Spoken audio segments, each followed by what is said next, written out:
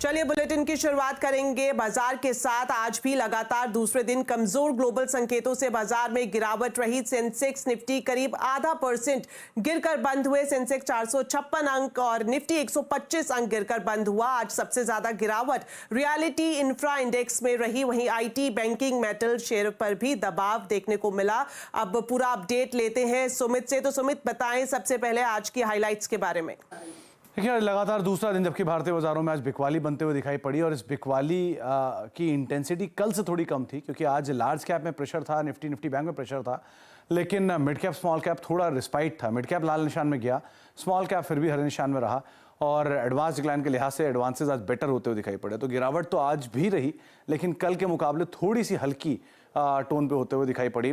आज प्रेशर था आईटी में, जोरदार बिकवाली थी। 200 DEMA के नीचे आईटी इंडेक्स पहुंचता हुआ दिखाई पड़ा और जो थोड़ा बहुत सपोर्ट था वो था एफएमसीजी स्पेस से या फिर डिफेंसिव्स कह लीजिए, जहां सेलेक्टिव खरीदारी बनते हुए दिखाई पड़ी। लेकिन ओवरऑल एक प्रेशर भरा दिन और अर्निंग्स भी आने हैं, तो अर्निंग्स से पहले भी इम्पैक्ट था, लेकिन आईटी, बैंकिंग, मेटल, ये कुछ ऐसे नाम जहां पर आज तेज बिकवाली होते हुए दिखाई पड़ी।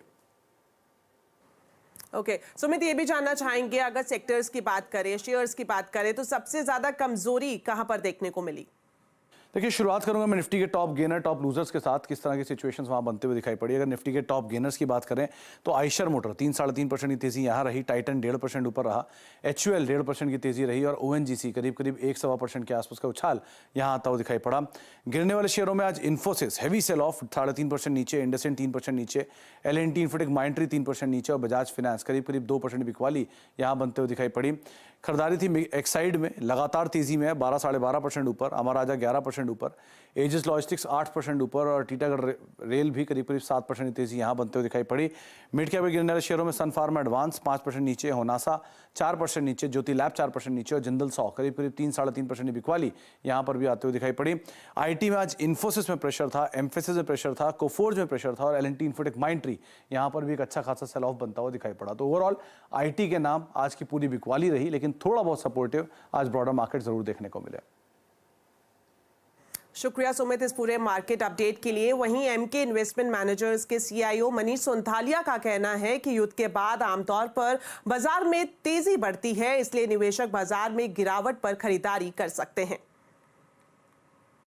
देखिए, जब भी वॉर के संकेत मिलते हैं मार्केट्स को, तो देखा यही गया है कि वॉर के बाद जो मार्केट्स में वॉर के पहले गिरावट होती है उससे ज्यादा बढ़त हो जाती है। तो ये हमने देखा है गल्फ वॉर में, हमारी जो कारगिल वॉर थी, यूक्रेन रशिया देखी है और अब ये इजराइल और ईरान। तो हमें अजम्पशन यही है कि बहुत ज्यादा कुछ एस्केलेट होके मतलब बहुत बड़ा कोई लड़ाई नहीं हो जाए। अगर ये होता है तो आई वुड से कि इंडिया में ये भी एक तरह से बाइंग अपॉर्चुनिटी ही दिखेगी। तो आई वुड से कि ये एक बाइंग ऑन डिप्स है। ईरान इजराइल टेंशन पर पूरी दुनिया की नजर है। भारत ने भी इस संकट से निपटने की तैयारियां शुरू कर दी है। संकट बढ़ने की सूरत में भारत सरकार के कई मंत्रालय मिलकर रणनीति बनाने में जुट गए हैं। ये एक्सक्लूसिव खबर लेकर आए हैं हमारे वरिष्ठ सहयोगी लक्ष्मण रॉय। तो सीधा उन्हीं से बात करते हैं। लक्ष्मण जी, ये बताएं क्या कुछ तैयारी भारत में चल रही है? अलग अलग समीक्षा के बाद अगर ये लंबा थोड़ा चलता है संकट, कच्चे तेल की कीमतें काफ़ी ज़्यादा बढ़ती हैं, अगर एक्सपोर्ट काफ़ी ज़्यादा डिस्टर्ब होता है, तो फिर जल्द ही इंटर मिनिस्ट्रियल बैठक बुलाई जाएगी और प्रधानमंत्री कार्यालय के वरिष्ठ अधिकारी की अगुवाई में इस बैठक को शामिल किया जाएगा। इस बैठक में तय किया जाए कि आखिर क्या रणनीति अपनाई जाए। सबसे तत्कालिक चिंता विदेश मंत्रालय की यह है कि जो 17 भारतीय ईरान की कस्टडी में है उनको कैसे निकाला जाए। ये निकलने के बाद कूटनीतिक तौर पर विदेश मंत्रालय अगला कदम उठाएगा। दूसरी प्राथमिकता उद्योग मंत्रालय की है। उद्योग मंत्रालय ये देख रहा है कि एक्सपोर्ट बहुत ज्यादा प्रभावित ना हो, क्योंकि उससे सी रूट से जो जाता है एक्सपोर्ट के फ्रेट चार्जेस शिपिंग के बढ़ रहे हैं, कंटेनर की समस्या बढ़ रही है, उससे कैसे निपटा जाए इसको लेकर शिपिंग कंपनियां, एक्सपोर्टर्स, कंटेनर वाली कंपनियों से बातचीत उद्योग मंत्रालय कर रहा है। पेट्रोलियम मंत्रालय ये देख रहा है कि हमारे पास कच्चे तेल का रिजर्व कितना है, कच्चे तेल की कीमतें बढ़ती हैं तो हमें क्या असर पड़ेगा। अगर बहुत ज़्यादा संभावना नहीं है, अगर स्टेट ऑफ हार्मोर को रोक दिया जाता है ईरान की तरफ से, उस रूट से जिस रूट से कच्चे तेल आता जाता है, तो उसका क्या असर पड़ेगा, हमारे पास दूसरे विकल्प क्या होंगे। वित्त मंत्रालय ये देख रहा है कि कच्चे तेल की कीमतें बढ़ती हैं तो हमारा पूरा बजट का गणित गड़बड़ा जाएगा, तो उसमें हमें किस तरह से कदम उठाने होंगे। तो अभी अलग अलग मंत्रालय अपने तरफ पे काफ़ी हरकतें कर रही हैं और बैठकों का सिलसिला लगातार चल रहा है पिछले 48 घंटे से, और अब अगले कदम का इंतजार है कि अगर संकट लंबा चलता है तो हमें क्या कदम उठाने चाहिए। शुक्रिया लक्ष्मण जी इस एक्सक्लूसिव खबर के लिए। तो इजराइल और ईरान के बीच बढ़ती टेंशन से क्या खड़ा होगा बड़ा संकट, आज आवाज अड्डा में इसी पर करेंगे बड़ी चर्चा शाम 7:57 पर।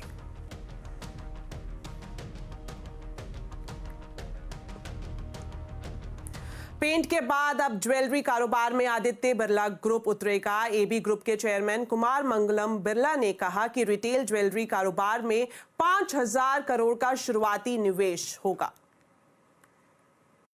As we advance into 2024, the launch of 2 new consumer-facing ventures marks the group's commitment to constructing a growth platform characterized by a unique confluence of strength and breadth. Just last month, we launched our paints business with an initial investment of rupees 10,000 crores, as you know, and in a few months, we will be launching a jewelry retail venture with an initial investment of rupees 5,000 crores. चलिए अब आपको बताते हैं CNBC आवाज के special programme commodity Gurukul के बारे में। कमोडिटी बाजार की तरफ लोगों का जबरदस्त क्रेज देखने को मिल रहा है। लोग बाजार में निवेश तो करना चाहते हैं लेकिन सही तरीका नहीं जानते हैं। ऐसे में आपकी मदद करने के लिए सीएनबीसी आवाज लेकर आया है अब तक की सबसे अनोखी पहल। देश विदेश के कमोडिटी बाजार के दिग्गजों से सीखिए कमोडिटी बाजार के गुर और सीखिए कैसे करते हैं बाजार में कमाई। जानिए एफएनओ और पोर्टफोलियो हेजिंग के फंडे कैसे पहचाने, बाजार के ट्रेंड्स क्या कुछ है, बाजार के डायनामिक्स और एडवांस टेक्निकल इंडिकेटर्स कैसे पढ़ें और समझें, चार्ट का पैटर्न। इसके अलावा भी बहुत कुछ खास होगा इस लाइव सेशन में। साथ ही कमोडिटी से जुड़े आपके हर सवाल के जवाब भी आपको इस प्लेटफॉर्म पर मिलेंगे। तो इस एक्सक्लूसिव वेबिनार का हिस्सा बनने के लिए डिटेल्स इस वक्त आपकी टीवी स्क्रीन पर हैं। दुनिया में कमोडिटी मार्केट्स फास्ट पेस से ग्रो कर रही हैं। ऐसे में कमोडिटीज में निवेश करके आप इन्फ्लेशन का सामना कर सकते हैं। सीएनबीसी आवाज आपके लिए लेकर आ रहा है एक एक्सक्लूसिव वेबिनार जिसे स्पेशली आपके लिए क्यूरेट किया गया है। टेक्निकलिटी से लेकर कमोडिटी का हर पहलू सिखाने के साथ साथ ग्लोबल और डोमेस्टिक वेटरन्स आपके साथ शेयर करेंगे अपनी वास्ट नॉलेज और इनसाइट्स और आप बनेंगे एक कामयाब कमोडिटी ट्रेडर। तो कमोडिटी गुरुकुल से जुड़ने के लिए वेबसाइट लिंक पर जाकर अभी रजिस्टर करें। चलिए अब बात करते हैं पतंजलि भ्रामक विज्ञापन मामले की, जिसमें सुप्रीम कोर्ट ने बाबा रामदेव को माफी देने से फिलहाल इनकार कर दिया है। कोर्ट ने बाबा रामदेव को 1 हफ्ते में गलती सुधारने की नसीहत भी दी है। डिटेल्स लेते हैं असीम मनचंदा से। तो असीम, ये बताएं कि आज एक बार फिर से रामदेव की तरफ से माफी मांगी गई लेकिन कोर्ट ने उसे नामंजूर कर दिया। पतंजलि भ्रामक विज्ञापन मामले में बाबा रामदेव और आचार्य बालकृष्ण आज तीसरी बार कोर्ट के सामने उपस्थित हुए थे। दोनों ने कोर्ट के सामने अपना पक्ष खुद रखा।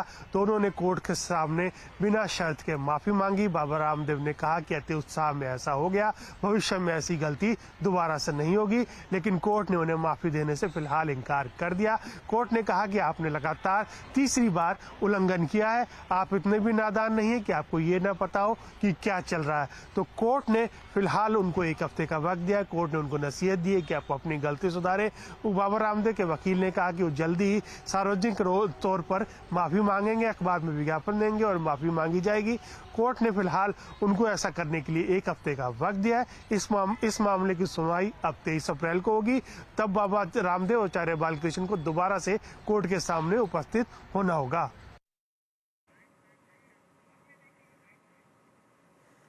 शुक्रिया असीम इस पूरी जानकारी के लिए। तो अब बुलेटिन में वक्त हो गया है हमारी स्पेशल कवरेज चुनावी महासंग्राम से जुड़ी खबरों का।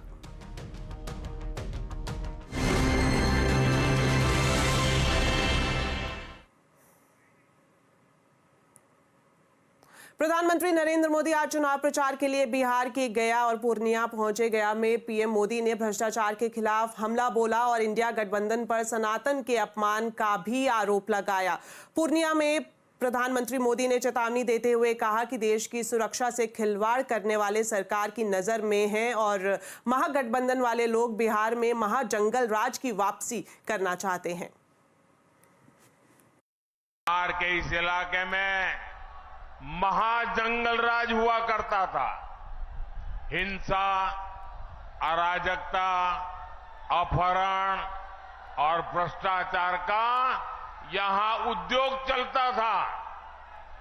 नीतीश जी के नेतृत्व में हमने बहुत मुश्किल से उस दौर को बदला है, लेकिन आज एक बार फिर जंगल राज और महाजंगल राज वाले लोग उस दौर की वापसी चाहते हैं। इनका एक ही एजेंडा है, भ्रष्टाचार और लूट। वहीं कांग्रेस नेता राहुल गांधी ने आज केरल के कोझिकोड में रोड शो किया। राहुल गांधी ने कहा कि बीजेपी और आरएसएस देश के संविधान को नष्ट करना चाहते हैं। कई बीजेपी नेता संविधान को बदलने और नष्ट करने के बयान भी दे चुके हैं। राहुल ने कहा कि इस बार चुनाव लोकतंत्र को बचाने के लिए है। The RSS and the BJP are trying to destroy India's constitution and change India's constitution. The Congress Party and the India Alliance is trying to save the constitution of India. Delhi शराब घोटाला मामले में ईडी का action जारी है। ED ने इस मामले में चंद्रप्रीत सिंह को गिरफ्तार किया है। चंद्रप्रीत पर गोवा विधानसभा चुनाव के दौरान आम आदमी पार्टी के फंड को मैनेज करने का आरोप है। ईडी की कार्रवाई के बाद आम आदमी पार्टी ने कहा कि बीजेपी आपको बदनाम करने के लिए तरह तरह के हथकंडे अपना रही है। चंद्रप्रीत सिंह को ईडी से पहले सीबीआई गिरफ्तार कर चुकी है, लेकिन सबूत नहीं होने की वजह से उन्हें छोड़ दिया गया था।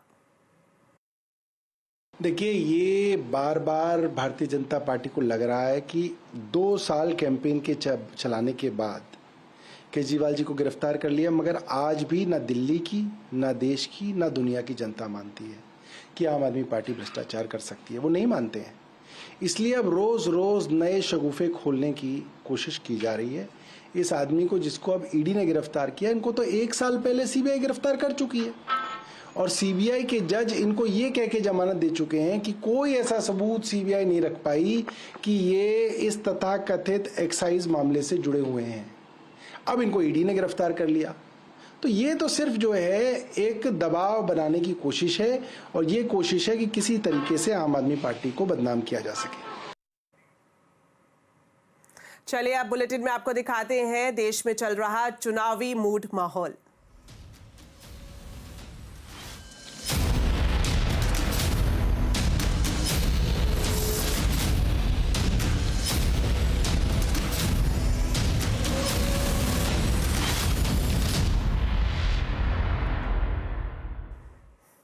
तो चुनावी मूड माहौल में आपको लेकर चलते हैं उत्तर प्रदेश के मेरठ, जहां पर चुनावी पारा हाई है। वजह है बीजेपी के राम यानी रामायण सीरियल के एक्टर अरुण गोविल की एंट्री। समाजवादी पार्टी की सुनीता वर्मा और बहुजन समाज पार्टी की तरफ से देवव्रत त्यागी को मिलाकर इस वक्त वहां पर जो मुकाबला है वो त्रिकोणीय हो गया है। यहां दूसरे फेज यानी 26 अप्रैल को वोटिंग होनी है। देखिए हमारे संवाददाता आलोक प्रियदर्शी की ये ground report.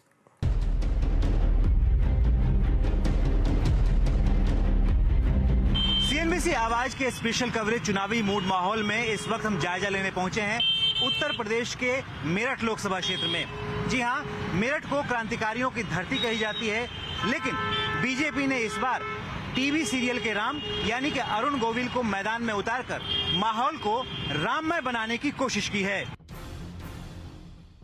Meerut Lok Sabha seat से इस बार बीजेपी ने टीवी धारावाहिक रामायण के राम अरुण गोविल को कमल खिलाने की जिम्मेदारी दी है।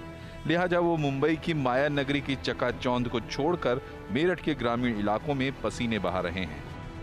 मेरठ से बीजेपी के कैंडिडेट अरुण गोविल का काफिला इस वक्त देख सकते हैं भगवानपुर बांगर गांव में प्रवेश कर चुका है। यहां पर चुनावी सभा को संबोधित करने के लिए यहां पर बीजेपी के कार्यकर्ता के साथ पूरे जोशो खरोश में यहां पर हैं और गांव के लोग काफी वेट कर रहे हैं कि किस तरह से जो टीवी के सीरियल के भगवान राम हैं उनके गांव में पहुंचे हैं, क्या बात कहते हैं, किस तरह की डेवलपमेंट की बातें करते हैं या फिर जिस तरह से पुराने जो सेलिब्रिटी कैंडिडेट होते हैं वो यहाँ पर पहली दर्शन देने आए हैं और उसके बाद से कभी नहीं आएंगे। तो कुल मिलाकर ये देखना होगा कि किस तरह से जो सेलिब्रिटी कैंडिडेट होते हैं वो इस मेरठ शहर का अगर जीतते हैं तो कायाकल्प कर सकते हैं, और तमाम जो गांव के लोग हैं इसी बात का इंतजार कर रहे हैं।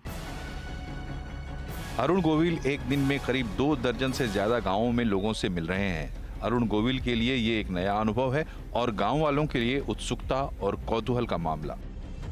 वो टीवी में जो कलाकार थे रामचंद्र जी किरदार में, वो हमारे यहाँ आए हैं इस बार। तो आप लोग पूरा खुश हैं? हाँ खुश हैं जी, सपोर्ट करेंगे और फिर काम कराएंगे। हाँ, गैस सिलेंडर मिला था और शौचालय भी बनवाए गए थे। नई दिक्कत कुछ नहीं है, सब सही है, सब सही है। हाँ, टीवी में रामायण सब देखे हैं, महाभारत रामायण सब कुछ देखते हैं। कैसा लगता है? सब बढ़िया लगता है। आपको लगता है कि आपके सांसद बन जाएंगे तो अच्छा काम करेंगे? हाँ, बिल्कुल बढ़िया करेंगे जी।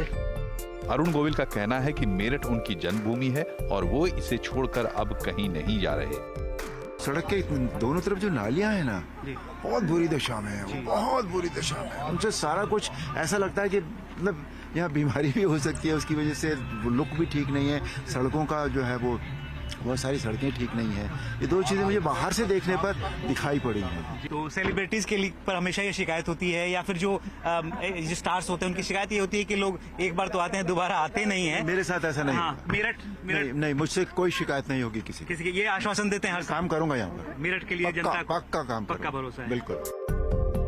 मेरठ के मौजूदा सांसद राजेंद्र अग्रवाल अरुण गोविल के कंधे से कंधा मिलाकर चलते दिखे। वो पिछली लोकसभा चुनाव में बहुजन समाज पार्टी के उम्मीदवार हाजी याकूब कुरैशी से सिर्फ 4,729 वोटों से जीते थे, लेकिन इस बार बीजेपी का पलड़ा ज्यादा भारी है। देखा जाएगा, अभी माहौल बनता है, प्रत्याशी के ऊपर बात है। प्रत्याशी तो मालूम ही है कौन है? हाँ, क्या मुद्दे अब सब रखते हैं उसके हिसाब से वोट करा जाएगा। किधर जाने का उम्मीद है? किसकी हवा है? कमल की आई है, अब का है ये वोट सभी। बहुजन समाज पार्टी ने तो इस बार मेरठ से देवव्रत त्यागी को मैदान में उतारा है, लेकिन बीजेपी के राम के चलते सबसे ज्यादा पसोपेश में समाजवादी पार्टी दिखी।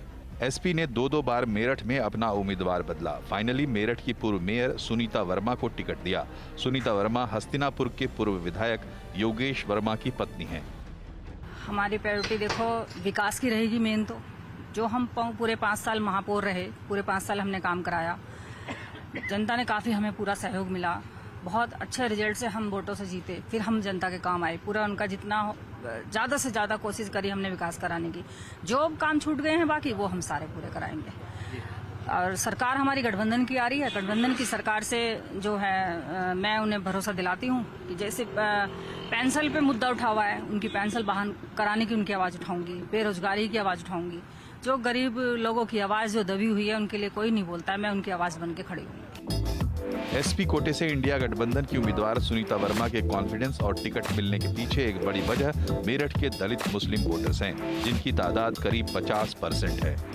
महंगाई तो बहुत है ना जी, महंगाई को ठीक करें जी, बस ये। और क्या बाकी सुविधाएं हैं? बाकी सुविधाएं हैं महिलाओं के लिए। और जिस तरह से जो अपराध किया जाता था यूपी के हर जिले के अंदर, वो अपराध खत्म हुआ है। जीरो टॉलरेंस की नीति है मुख्यमंत्री जी की, उसी के तहत कार्य किया। कुल 19,64,398 वोटर्स यहाँ हैं, जिनमें 10,82,000 के करीब पुरुष और 8,83,000 के करीब महिला मतदाता हैं। मेरठ लोकसभा क्षेत्र में दलित मुस्लिम के अलावा वैश्य भी काफी तादाद में हैं। बाकी ब्राह्मण, त्यागी, जाट, गुर्जर, राजपूत, सिख मतदाता भी हैं। मेरठ की 5 विधानसभा सीटें Meerut city, Meerut cantt, Meerut south, Kithore और हापुड़ हैं। इनमें 3 पर बीजेपी तो 2 पर समाजवादी पार्टी का कब्जा है। मेरठ के चुनावी महाभारत में फिलहाल घमासान त्रिकोणीय है। सपा बसपा जहां दलित मुस्लिम वोटरों को साधने में जुटी हुई है, वहां ओबीसी वोटर्स भी निर्णायक भूमिका में हैं।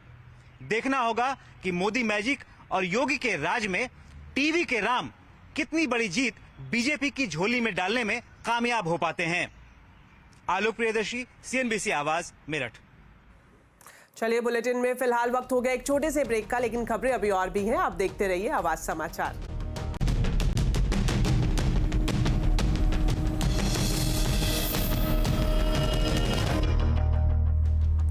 ब्रेक के बाद आपका स्वागत है। अब आपको दिखाते हैं कुछ और खबरें। आईएएस, आईपीएस जैसे उच्च पदों की नियुक्ति की यूपीएससी परीक्षा में इस बार लखनऊ के आदित्य श्रीवास्तव ने टॉप किया है। इस बार 1016 पदों के लिए लिस्ट जारी की गई है, जबकि 355 उम्मीदवारों को प्रोविजनल लिस्ट में रखा गया है। आदित्य श्रीवास्तव के अलावा अनिमेश प्रधान को दूसरा, डोनूरू अनन्या रेड्डी को तीसरा स्थान मिला है। टॉपर आदित्य श्रीवास्तव इस वक्त पश्चिम बंगाल में ट्रेनी आईपीएस है। आदित्य ने आईआईटी कानपुर से बीटेक किया है और कुछ दिनों के लिए निजी कंपनियों में भी नौकरी कर चुके हैं और उसके बाद उन्होंने यूपीएससी की परीक्षा दी है। तो अब आपको बैंक से लोन लेने में किसी भी तरह से हिडन चार्जेस को लेकर डरने की जरूरत नहीं है। रिजर्व बैंक ने सभी बैंकों के लिए खास दिशा निर्देश जारी किए हैं, जिसे 1 अक्टूबर से लागू करना सभी बैंकों के लिए जरूरी होगा। डिटेल्स लेते हैं हमारे economic policy editor Laxman Roy से। तो लक्ष्मण जी, ये बताएं, जो रिजर्व बैंक का आदेश है, क्या कुछ उसमें कहा गया है और इससे कंज्यूमर को किस तरीके से फायदा होगा?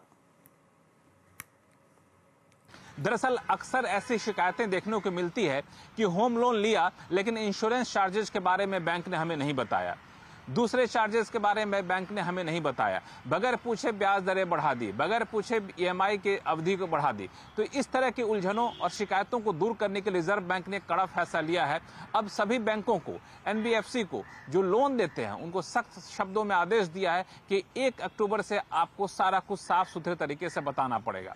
यानी 1 अक्टूबर से एक नया फरमान जारी होगा, जिसके तहत जो लोग कर्ज लेते हैं बैंकों से, चाहे एमएसएमई कर्ज ले रहे हों या फिर रिटेलर कर्ज ले रहे हों, यानी हम आपको होम लोन लेते हैं, दूसरा कर्ज लेते हैं, तो बैंक को एक पूरा चिट्ठा देना होगा कि इसमें ईएमआई के ब्याज के अलावा और कौन कौन से चार्जेस हैं जो इसमें शामिल होंगे। इसके लिए की फैक्ट स्टेटमेंट यानी केएफएस देना होगा। केएफएस का पूरा मॉडल रिजर्व बैंक ने अपनी तरफ से जारी किया है, जिसमें लोन से जुड़ी हुई सभी जानकारी देनी पड़ेगी। लोन में ईएमआई कितना जाएगा, ब्याज कितना लगेगा, उसके फी क्या होंगे, उसके इंश्योरेंस चार्जेस क्या होंगे, उसके लीगल चार्जेस क्या होंगे, ये सब कुछ आपको बताना पड़ेगा। और इस आधार पर आपको ये भी बताना पड़ेगा कर्ज लेने वालों को या फिर कहें ग्राहक को, एनुअल परसेंटेज रेट क्या होगा आपके कर्ज का, यानी एपीआर क्या होगा। अभी तक क्या होता है, आप सिर्फ ईएमआई जानते हैं, ब्याज दर जानते हैं, कितना ब्याज पड़ेगा, इंटरेस्ट रेट क्या होगा, लेकिन बाकी चार्जेस कई बार नजरअंदाज कर जाते हैं, बाद में पता चलता है। तो उन सारे चार्जेस को जोड़ करके बैंक को बताना होगा कि आपका एनुअल परसेंटेज रेट क्या होने जा रहा है आपके पूरे इस कर्ज का।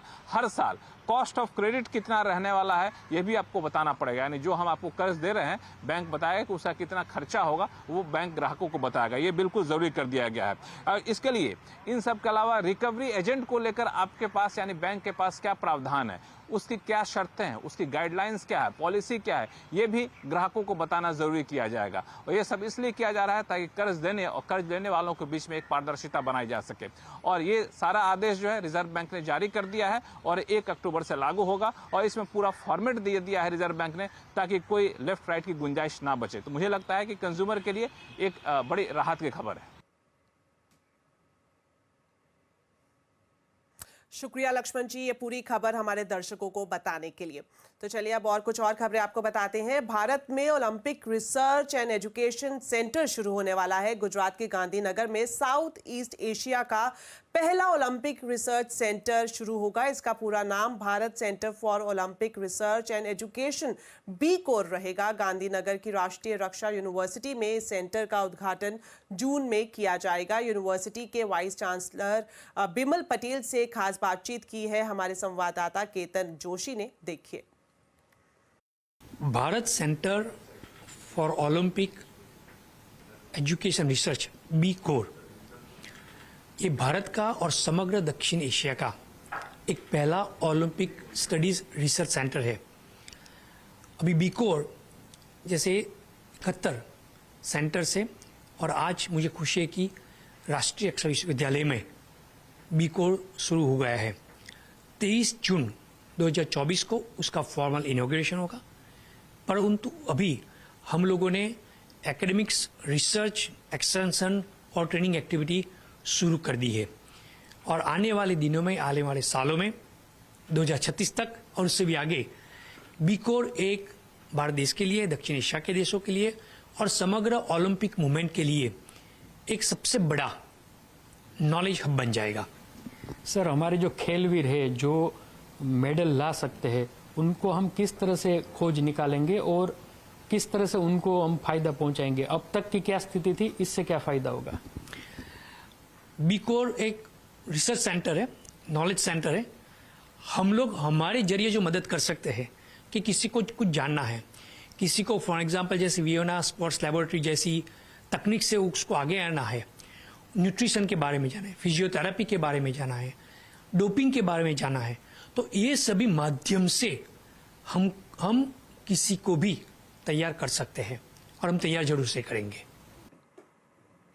चलिए, बुलेटिन में फिलहाल इतना ही, लेकिन आप खबरों पर अपडेट रहें, CNBC आवाज से जुड़े रहें हमारे सोशल मीडिया हैंडल्स के जरिए। नमस्कार।